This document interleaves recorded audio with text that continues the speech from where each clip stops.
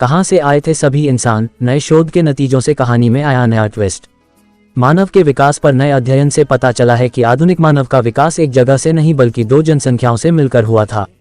इस खोज से अब मानव विकासक्रम की कहानी में बड़ा बदलाव देखने को मिलेगा, जिसमें यह धारणा खत्म होगी कि मानव अफ्रीका की किसी एक जगह विकसित हुए थे।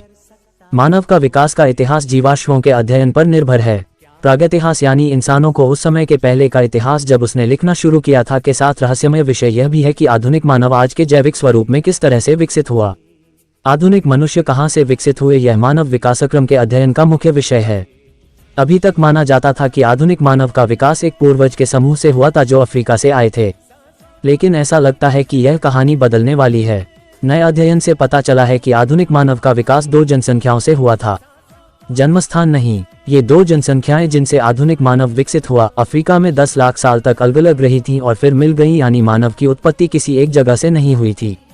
ये प्रजाति अफ्रीका में तब रहती था जब अफ्रीका एशिया से जुड़ा नहीं था। इस अध्ययन से स्पष्ट होता है कि आधुनिक मानव जाति का एक जन्मस्थान नहीं था।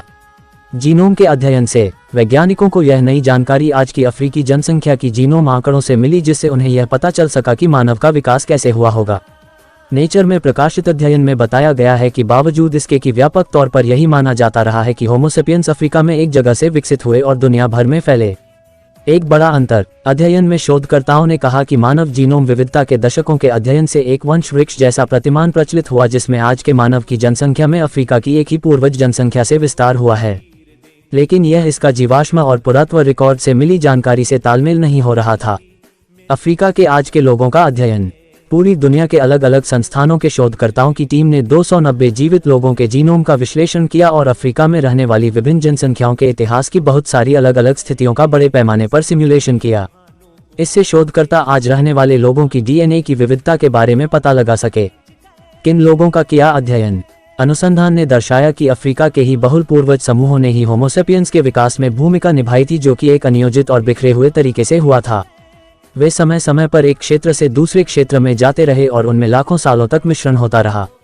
टीम ने पश्चिमी अफ्रीका के सिएरा लियोन के रहने मैंडे किसानों से लेकर इथोपिया के शिकारी भोजन जमा करने वाले गुमूज समूह और दक्षिण अफ्रीका में रहने वाले शिकारी भोजन करने वाले नामा समूह के डीएनए का विश्लेषण किया।